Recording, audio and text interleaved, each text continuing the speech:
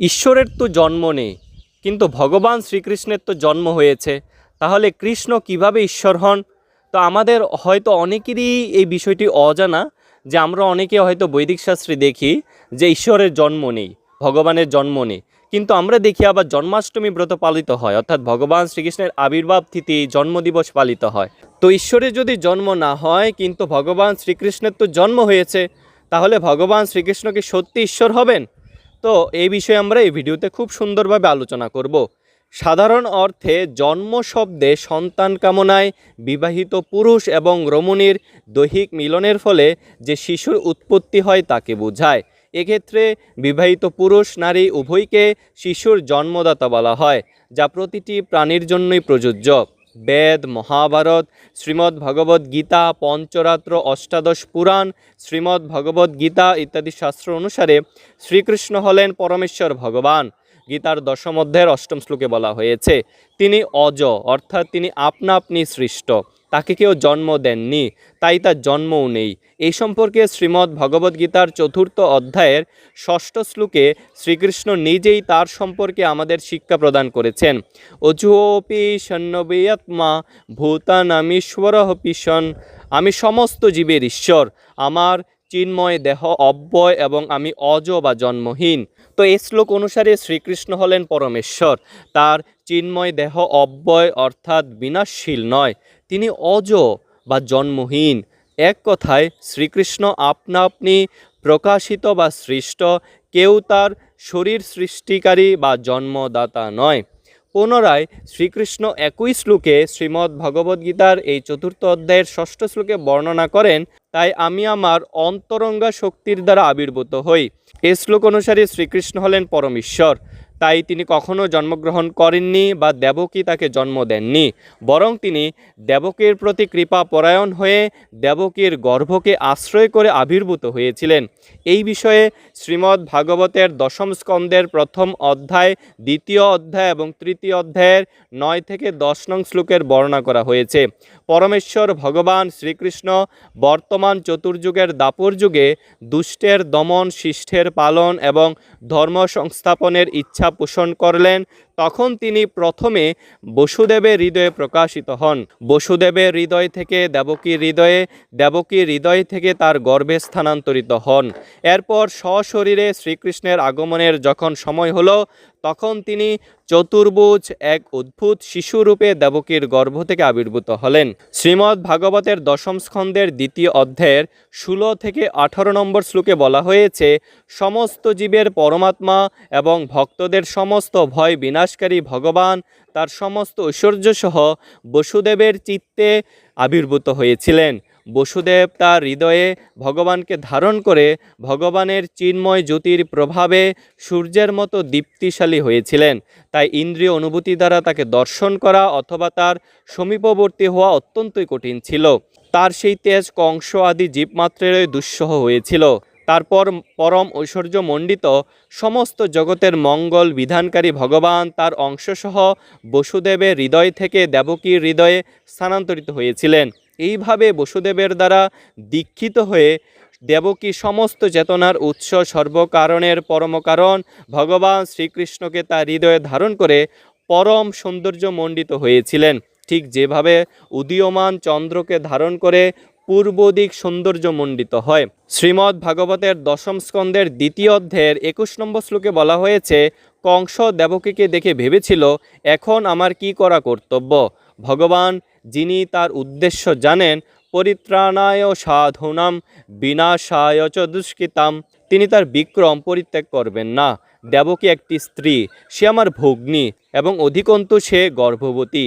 আমি যদি তাকে বধ করি তাহলে আমার যশ, ঐশ্বর্য, আয়ু নিশ্চিত রূপে বিনষ্ট হবে। শ্রীমদ্ ভাগবতের দশম স্কন্দের তৃতীয় অধ্যায়ের 9 থেকে 10 নম্বর শ্লোকে বলা হয়েছে, শ্রীকৃষ্ণ যখন দেবকীর গর্ভ থেকে আবির্ভূত হলো, তখন বসুদেব দেখলেন যে সেই নবজাত শিশুটির নয়নযুগল পদ্মের মতো, তার 4 হাতে শঙ্খ, চক্র, গদা এবং পদ্ম, তার বক্ষে শ্রীবৎস চিহ্ন এবং গলদেশে কৌস্তবমণি বিরাজমান, তার পরনে পীতবসন, তার অঙ্ককান্তি নিবিড় মেঘের মতো শ্যামল, তার কেশদাম উজ্জ্বল এবং তার মুকুট ও কর্ণকুণ্ডল বৈদুর্য মনিষ্ঠটায় অস্বাভাবিকভাবে উজ্জ্বল ছিল। সেই শিশুটি অত্যন্তই দীপ্তিশালী মেখলা, কেওর বলয় প্রভৃতি অলঙ্কারে শোভিত ছিল।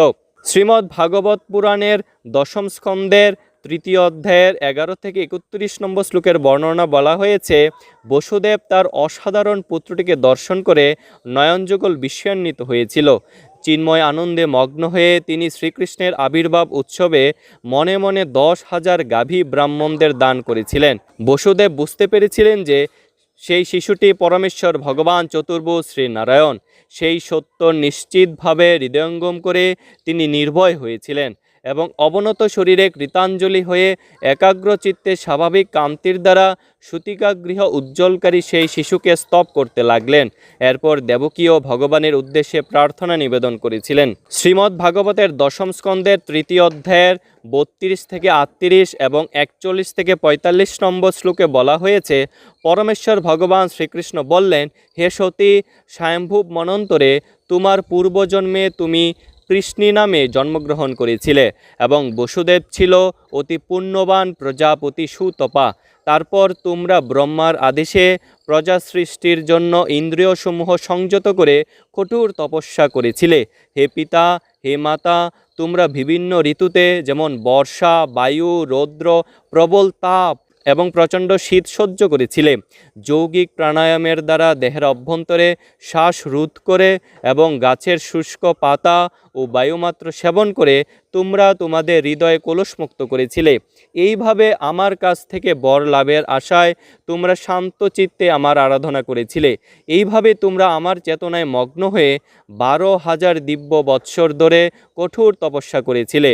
হে নিষ্পাপ মাতা দেবকী, নিরন্তর শ্রদ্ধা এবং ভক্তি সহকারে হৃদয়ে আমার কথা চিন্তা করে কঠোর তপস্যায় সেই 12,000 দিব্য বৎসর অতিক্রান্ত হলে আমি তোমাদের প্রতি অত্যন্তই প্রসন্ন হয়েছিলাম। যেহেতু আমি শ্রেষ্ঠ বরদাতা, তাই এই রূপে তোমাদের সম্মুখে আবির্ভূত হয়ে তোমাদের বাসনা অনুসারে আমার কাছ থেকে বর প্রার্থনা করতে বলেছিলাম। তোমরা তখন ঠিক আমার মতো পুত্র লাভের ইচ্ছা প্রকাশ করেছিলে। ইহলোকে তোমাদের মতো সচ্চরিত্র এবং সরলতা গুণসমন্বিত অন্য কাউকে না পেয়ে আমি পৃষ্ণিগর্ভ নামে তোমাদের পুত্ররূপে জন্মগ্রহণ করেছিলাম। পরবর্তী যুগে যখন তোমরা পুনরায় অদিতি এবং কশ্যপ রূপে আবির্ভূত হয়েছিলে, তখন আমি তোমাদের পুত্ররূপে জন্মগ্রহণ করেছিলাম। তখন আমার নাম হয়েছিল উপেন্দ্র এবং খর্বাকৃতি হওয়ার ফলে আমি বামন নামেও বিখ্যাত হয়েছিলাম। হে সতী, সেই আমি এখন তৃতীয়বার তোমাদের পুত্ররূপে জন্মগ্রহণ করেছি। আমার এই বাক্য সত্য বলে জানবে। আমার পূর্বজন্মের কথা স্মরণ করাবার জন্যই আমি তোমাদের এই চতুর্ভুজ বিষ্ণুরূপ প্রদর্শন করিয়েছি। তা না হলে আমি যদি একটি নর শিশুরূপে আবির্ভূত হতাম, তবে তোমরা বিশ্বাস করতে না যে শ্রী বিষ্ণুই তোমাদের পুত্ররূপে আবির্ভূত হয়েছেন। তোমরা উভয়ই তোমাদের পুত্ররূপে নিরন্তর আমার কথা চিন্তা করো, কিন্তু তোমরা জানো যে আমি পরমেশ্বর ভগবান। এইভাবে স্নেহপূর্বক নিরন্তর আমার কথা চিন্তা করে তোমরা পরম সিদ্ধি লাভ করবে, অর্থাৎ চিন্ময় জগতে ফিরে যাবে। তো শ্রীমদ্ ভাগবতের দশম স্কন্ধের 3য় অধ্যায়ের 46 নম্বর শ্লোকে বলা হয়েছে, শ্রীল শুকদেব গোস্বামী বললেন, এইভাবে তার পিতামাতাকে উপদেশ দিয়ে ভগবান শ্রীকৃষ্ণ নীরব হয়েছিলেন। তাদের সমক্ষেই তিনি তার অন্তরঙ্গা শক্তির দ্বারা নিজেকে একটি মনুষ্য শিশুতে রূপান্তরিত করেছিলেন, অর্থাৎ তিনি নিজেকে তার আদি স্বরূপে রূপান্তরিত করেছিলেন, অর্থাৎ যে স্বরূপটি ছিল কৃষ্ণস্তু ভগবান স্বয়ং। তো উপরোক্ত শ্রীমদ্ ভগবদ্ গীতা এবং শ্রীমদ্ ভাগবতের আলোচনায় ভগবান শ্রীকৃষ্ণ হলেন পরমেশ্বর ভগবান স্বয়ং। তাই শ্রীকৃষ্ণ দেবকী এবং বসুদেবের প্রতি কৃপাপরায়ণ হয়ে তাদের পুত্রত্ব স্বীকার করেছেন। দেবকীর গর্ভকে আশ্রয় করে সেখান থেকে আবির্ভূত হয়ে তিনি তাদেরকে চতুর্ভুজ একটি শিশু বিষ্ণুরূপে দর্শন দান করেন। পুনরায় দেবকীর প্রার্থনায় শ্রীকৃষ্ণ তার আদি চিন্ময় মনুষ্য শিশু কৃষ্ণরূপ ধারণ করেন। শ্রীকৃষ্ণ বসুদেব এবং দেবকীর কাছ থেকে সন্তান কামনায় বিনাশশীল মানুষের মতো দেহগত সম্পর্কে জন্মগ্রহণ করেননি, বরং তিনি তার স্ব ইচ্ছায় জগতের মঙ্গল এবং দেবকীর প্রতি বিশেষ কৃপা প্রদর্শন করার নিমিত্তে তার গর্ভ থেকে আবির্ভূত হয়েছিলেন। পরমেশ্বর ভগবান শ্রীকৃষ্ণের এইরূপ আবির্ভাবকে শাস্ত্রে কখনো কখনো দিব্য জন্ম বলা হয়েছে। জন্ম কর্ম চমে দিব্যম, শ্রীমদ্ ভগবদ্গীতার 4th অধ্যায়ের 9 নম্বর শ্লোকে এটি বলা হয়েছে।